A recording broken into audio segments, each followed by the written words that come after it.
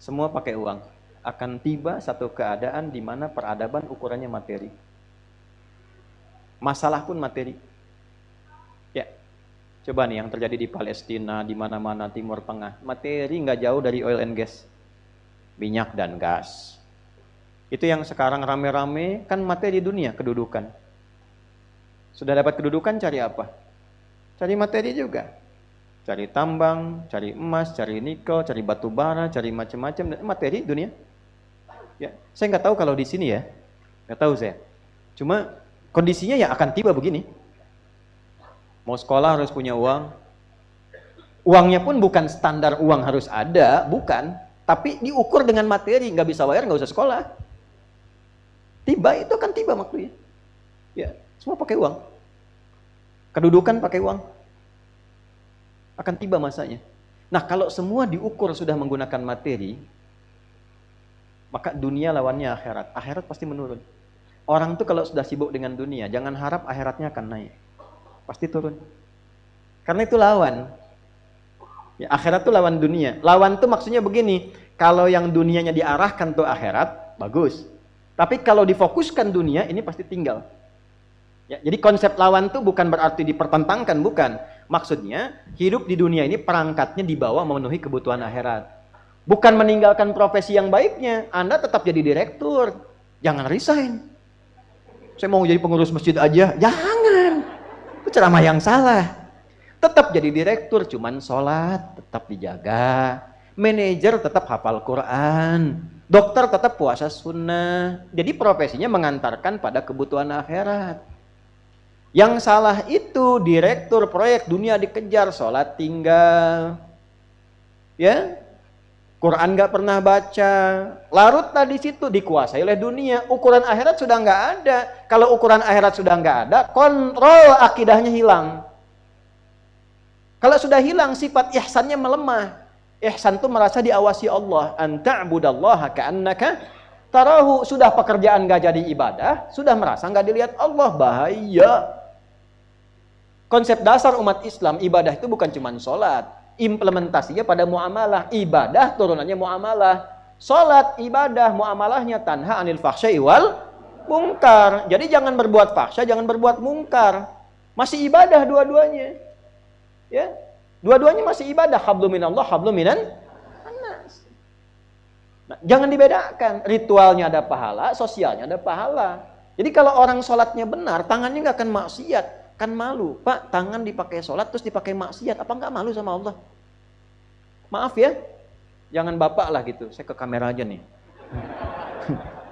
Hei Anda yang baru korupsi itu, apa nggak malu tangan dipakai korupsi terus dipakai sholat?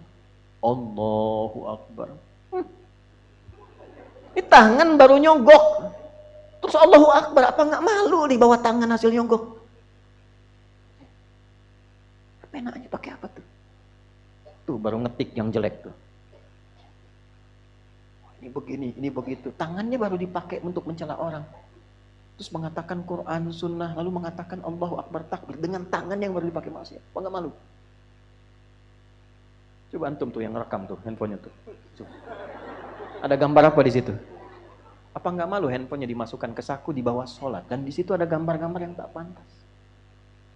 Nah sekarang jangankan luarnya, ini tangan produk diri kita, yang ada maksudnya pada diri kita, yang diciptakan Allah, tolong ya syarahnya dilengkapi.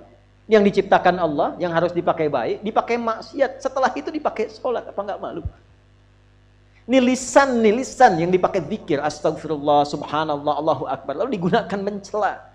Setelah itu kita katakan Allahu Akbar, apa nggak malu? Itu coba dilihat. Nah, itu seharusnya konsep pertama standar kegiatan kita ibadah, minum ibadah. Makanya semua giat orang Islam itu ada doanya. Bapak Ibu cek deh, nggak ada kegiatan yang nggak ada doanya. Cuma di Islam. Ini menunjukkan agama ini bukan buatan manusia. Kalau bukan ketetapan Allah, nggak mungkin ada pekerjaan kecil apapun ada doa.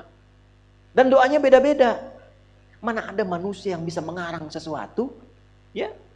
Satu bacaan yang mengiringi semua kegiatan dan beda-beda. Manusia mana bisa begitu?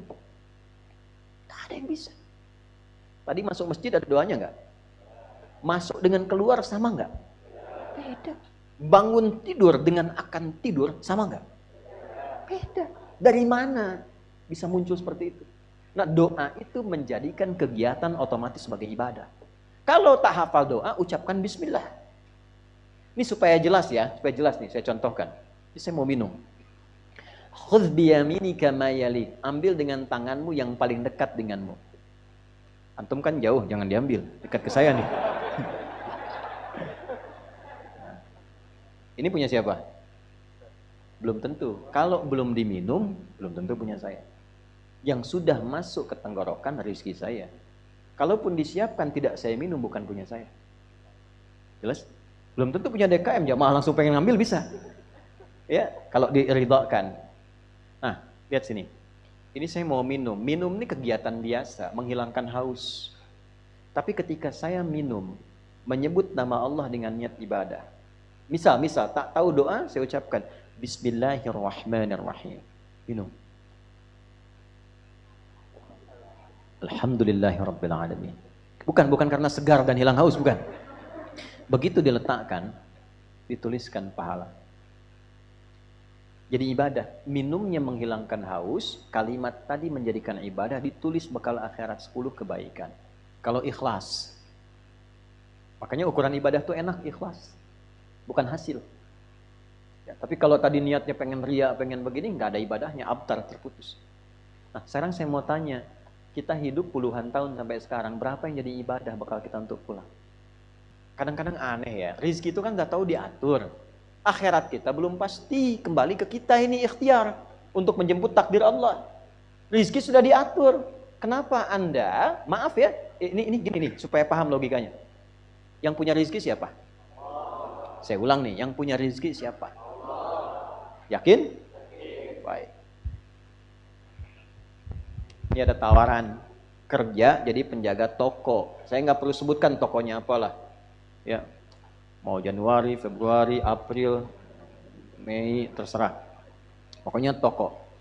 Jaga toko, tapi ketentuannya kalau ada waktu sholat nggak boleh sholat. Gaji 1 juta sebulan. Saya tanya, pilih jaga toko apa pilih sholat?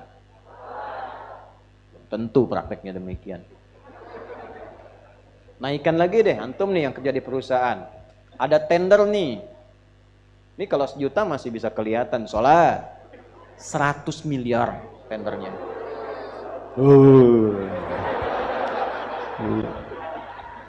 Waktunya bersamaan dengan Jumat. Pilih Jumat atau pilih 100 miliar?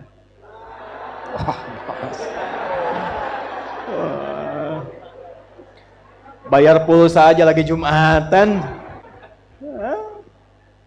Ini kul ma indallahi khairum minal lahwi wa minat tijarah. Makanya ketika turun surah Jumu'ah itu ayat 11-nya, kalau yang yakin rezekinya dari Allah, maka kejar yang dari Allah ini.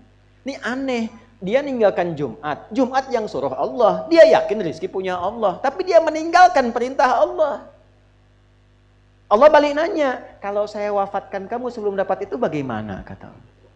Jumat nggak dikerjakan, rezeki nggak didapat. Nah, tapi tidak demikian juga dalam prakteknya. Orang yang terkuasai dunia sampai kena penyakit wahan, ukurannya pokoknya uang, nggak peduli. Pokoknya saya harus dapat, berapapun biayanya. Anak saya mesti masuk kuliah di situ, berapapun biayanya. Saya mesti dapat kedudukan itu, berapapun biayanya. Saya mesti dapat barang itu, berapapun harus dikeluarkan. Dan dunia udah nggak peduli bagaimana cara, ini wahan. Tapi dia masih sadar, nanti ada siksa kubur, nanti ada siksa neraka, ada surga. Dia sadar, tapi karena terikat dengan dunia, ujung hidupnya dia nggak siap, takut meninggal. Ya, akhirnya ya coba-coba aja untuk umrah juga gitu. Cuman hartanya dipakai dari hasil nyogok, korupsi, macam-macam. Jadi begitu ada orang haji mengatakan labbaik Allahumma labbaik, maka dijawab oleh malaikat. Allah sampaikan ke malaikat, la labbaik la sa'daik. Enggak ada labbaik tuh, enggak ada sa'daik. Labbaik Allahumma labbaik. Datang orang hanya habis nipu orang, habis korupsi. Labbaik, kata malaikat, la labbaik. Enggak ada labbaik tuh. Tuh albek tuh katanya. Ah, itu benar hadis tuh. Al-baiknya bukan, tambahan aja tadi. Hadis la labbaik la sa'daik kata malaikat.